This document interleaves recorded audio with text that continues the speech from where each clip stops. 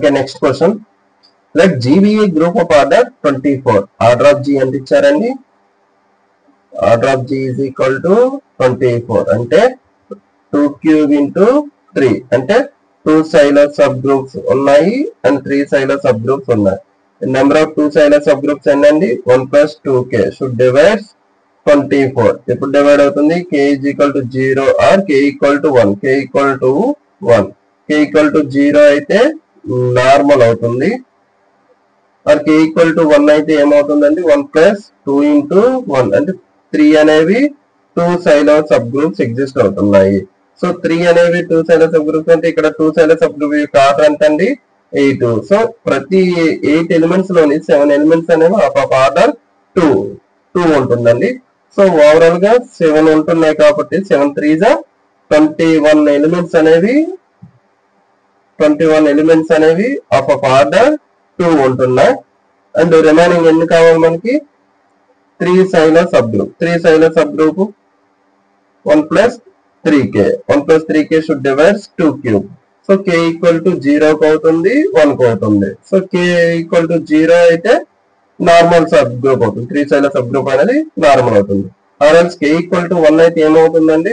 1 plus 3k అంటే 1 plus 4 3 scalar subgroups exist అవుతాయి. 4 3 scalar subgroups అంటే 4 2s 8 ఎలిమెంట్స్ ఉంటాయి. సో ఇప్పుడు మనం జనరల్ గా మ్యాచ్ చేసుకుంటే మనకి క్వశ్చన్ అనేది ఈజీగా అర్థం అవుతుంది. ఫస్ట్ వన్ వచ్చేసరికి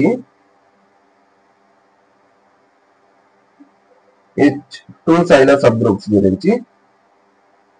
ఇక్కడ ఆర్డర్ వచ్చేసరికి 8. ఇక్కడ h ఒక్కటే ఉందనుకోండి నార్మల్ అవుతుంది. అండ్ సెకండ్ కేసు వచ్చేసరికి ఎలా చేయండి? h1 h2 h3. ఇక్కడ ఎన్ని ఎలిమెంట్స్ ఉంటాయి? 7 ఎలిమెంట్స్ ఆఫ్ ఆర్డర్ 2. ఇక్కడ 21 elements of order 2. And k అంటే 3 scalar subgroup. నార్మల్ అయితే ఎన్ని ఎలిమెంట్స్ అండి? 2 ఎలిమెంట్స్ ఆఫ్ ఆర్డర్ 3. ఇక్కడ నార్మల్ కాకపోతే k1 k2 k3 k4 because 1 plus 3k కాబట్టి. సో ఎన్ని ఎలిమెంట్స్ ఉంటాయి? ప్రతి దాంట్లో కూడా 2 ఎలిమెంట్స్ ఆఫ్ ఆర్డర్ 3 ఉంటాయి కాబట్టి 2 4s 12 elements of order 3. So ఇక్కడ చూసుకుని మనకి group of order of G ఎంత అండి? 24. సో 24 అంటే క్లియర్ గా ఎలా రాయగలం? 21 plus 3 plus 1.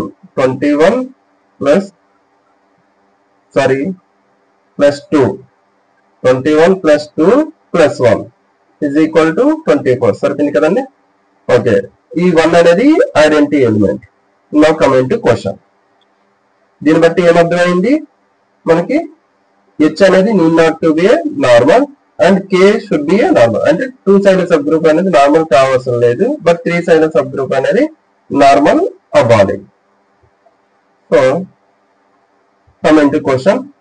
ఇప్పుడు ఏమి ఇచ్చారు? G has a normal subgroup order 3. G has a normal subgroup order 3 అనేది correct. G is not a simple group. G అనేది not a simple group. Yes, correct. Because it has a normal subgroup. There exists a injective group homomorphism from G to S8. మనకి ఖాళీస్ theorem idea ఉంటే సరిపోతుంది. ఖాళీస్ theorem అంటే ఏంటండి? Every finite group is isomorphic to A permutation group. So ఈ G అనేది ఎంత అండి? Order of G అనేది 24. There exists a some sigma is belongs to S8 so that order of G is isomorphic to sigma group. This is, let's say it's sigma group H. So order of H. So it is true. And what about next one? Last option. G has a subgroup of order index 4. G has a subgroup of index 4. అంటే order of G by 4 ఎంత వస్తుందండి? 6 వస్తుంది. అంటే 6 order of sub group అనేది 6 అయ్యే విధంగా ఏదైనా sub group ఉందా లేదా అనేది చెక్ చేయాలి. Okay, let's check. మనకి ప్రీవియస్ గా 2 సైడెడ్ సబ్ గ్రూప్స్ ఎన్ని ఎగ్జిస్ట్ అయ్యాయి? 2 సైడెడ్ సబ్ గ్రూప్స్ 3 ఎగ్జిస్ట్ అయ్యాయి. 3 sided subgroups 1 or 4 exist అయ్యాయి. ఇక్కడ 3 సైడెడ్ సబ్ గ్రూప్ ను ఒకటి తీసుకోండి. So let's say it is K. And ఇక్కడ 2 సైడెడ్ సబ్ గ్రూప్ నుంచి ఆర్డర్ ఆఫ్ 8 కాబట్టి దీంట్లో ఉండే అనదర్ సబ్ గ్రూప్ అనేది order of some T. Order of T అనేది 2 అయ్యే విధంగా తీసుకోండి. సో ఇక్కడ K ఇంటర్సెక్షన్ T అనేది ఏంటండి? Identity. So order of KT is equal to order of K into order of T by order of K intersection T. Order of K అంటే 3 sided sub group కాబట్టి 3. Order of T అంటే ఇక్కడ 2. కాచీస్ theorem ప్రకారం 2 అవుతుంది. So 2 by intersection part ఏముందండి? Identity కాబట్టి by 1. So 6. So KT is the subgroup which has order 6. So there exists a subgroup which has index 4. Yes, it is true. So option 4 also true.